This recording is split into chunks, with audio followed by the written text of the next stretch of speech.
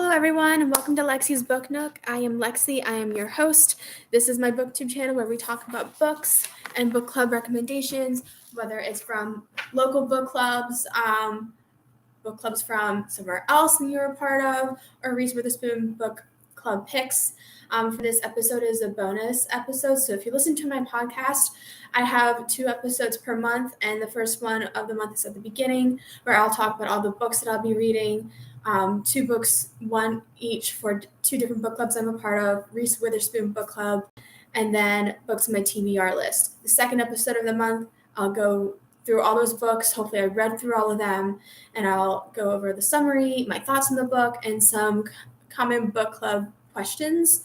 But for these booktube episodes, at least for this one, it's a bonus episode, meaning that the book that I've read was beyond my TBR list for that month. So I went above and beyond in March and read another book. It's November 9th, so I will be talking about that book today. But real quick, if you aren't listening to my podcast, that is Lexi's Book Nook on Spotify, and I also have it on Patreon for $3 a month to support the podcast.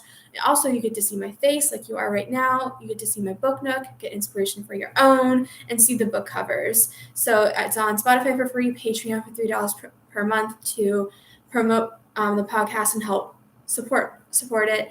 Booktube, you get all those benefits right here, plus the bonus episodes. So you get a little bit of mix of everything. So I hope you subscribe to all of those. But for now, we're going to go into November 9. I will go over my summary, my thoughts on them, and some book club questions on it. But before we begin, if you want the cover of the book, I'm going to pull it up. I returned it back to my sister, so shout out to Haley who let me borrow it. And I know I have a glare because I have the sun right behind me. So that is November 9. I keep saying 9th, but it's November 9. And we're going to dive right into the summary. November 9 is a contemporary romance novel that follows Fallon and Ben's love story. Fallon meets Ben, an aspiring novelist, the day before she plans to move from LA to New York City. Their untimely attraction leads them to spend Fallon's last day together, and their life becomes the inspiration Ben has needed for his novel. Over the years and their life experiences, they continue to meet on the same date every year for 5 years. Until one day, Fallon becomes unsure if Ben has been telling her the truth or creating a perfect reality for the sake of his novel's plot twist. Sounds manipulative, but it's also very sweet, a very good romance story, and there's a lot of secrets behind the book. I'm going to go right into my thoughts. I love Colleen Hoover books, so this is why I've read it. I've been reading them for the past year because my sisters, who are not readers, would read nothing but Colleen Hoover. So knowing that they don't normally read, but they're reading these books, must be something good. So I picked up on them, and they're a really easy read. I can finish them within a day or two. Anyway, back to this story. I really liked all the characters. They're all likable except for Fallon's dad. He's a jerk. But the romance is believable for the most part, and it sweeps me off my feet. However, I do find it hard to imagine this relationship working out in a happily ever after because Fallon and Ben don't really know much about each other. Although the romance is there and they seem to really understand each other, and they meet with each other on the same date, November 9, for 5 years, that's not a way to get to know them. So their love for each other sounds pure and true, but I don't think that it will last long term. But that's just my opinion. But I do believe in getting to know someone to better understand and love someone, as opposed to this book. But I did like the story. I thought it was good, and I love the romance in it because that's what Colleen Hoover is all about. So I'm just going to go over a couple of discussion questions, just 3, and then we'll wrap up. The first one is Fallon hates insta-love, but that's exactly what happened with her and Ben. Was it believable how fast the two fell for each other? So I kind of touched on this just recently during my thoughts. Yes and no. I can believe the love at first sight and the honeymoon stage, and everything can be great and romantic, and everything's working out fine. But like I said, I don't think the love is sustainable.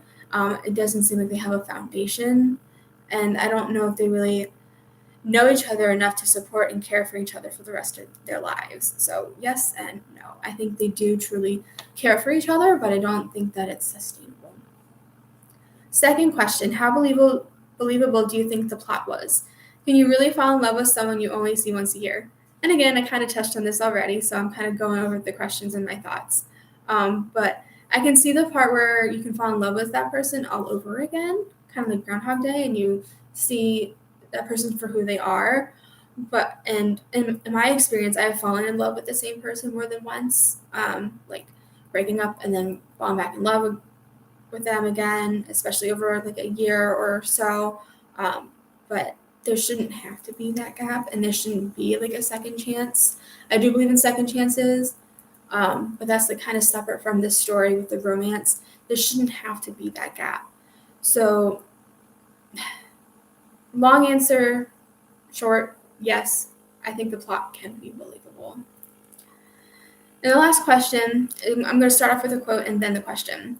One thing I always try to remind myself is everyone has scars. Fallon says, a lot of them even worse than mine. The only difference is that mine are visible and most people's aren't. Question, how did scars, both physical and emotional, affect the various characters? So I'm only going to talk about Fallon and Ben because they're the protagonists. But Fallon's physical scars affected her confidence and her self-doubt. So it kind of bled into her emotional scars as well, but you can actually see them and you can assume from those scars that it's affected her. But her scars affected her mental health. So ultimately it affected her confidence. But as opposed to her, Ben's scars were more emotional, and it affected how he presented himself to the world. Even Fallon was able to pick on it at the beginning of the book. She mentioned that she noticed his messed up hair, his smell, and the mustard stain on his shirt.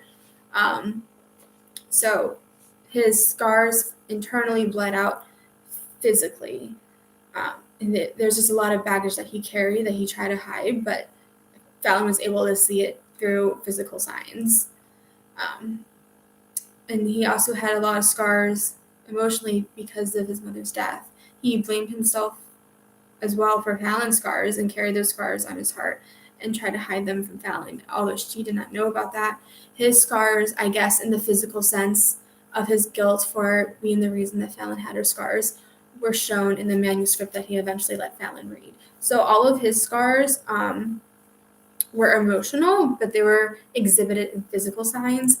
Fallon's were physical scars that we see has affected her emotional health.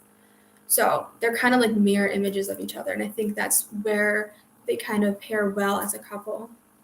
So those are just a few questions that I have for a book club. If you choose to read that book for your local book club, that is November 9 by Colleen Hoover. I really did like the book. I like the romance books. I don't think it's a believable true love story, like 100%, but I do think it is believable, like the love they have for each other. But that is all for today's episode. I'm just discussing this one book. If you want to listen to my podcast and see what I am reading for April, check it out on Spotify for free, Lexi's Book Nook, and support me on Patreon for $3 a month. You can see my face, the books that I'll be reading, the cover art, my book nook, and it's only $3 a month to support it. You can also join me here on BookTube where you can see these episodes and also these bonus episodes that are not on my podcast. And if you want to find these books and buy your own copy, I have a website called lexisbooknook.com. That is spelled Lexie. And go into that bookshop tab and you can purchase your own copy of November 9 or any of the books that are listed there that I've already read for this year. I will make a sale based off of your, I'll get a commission based off your purchase, but at no extra cost to you. So get your copy of November 9. Join me in the discussion. If you have additional questions that you want to add to that, you have questions for me about the book, or just questions in general and you want to connect, my contact information is on lexisbooknook.com. So that is it for the episode. I hope you enjoyed it. I hope you keep listening and I hope you keep on reading.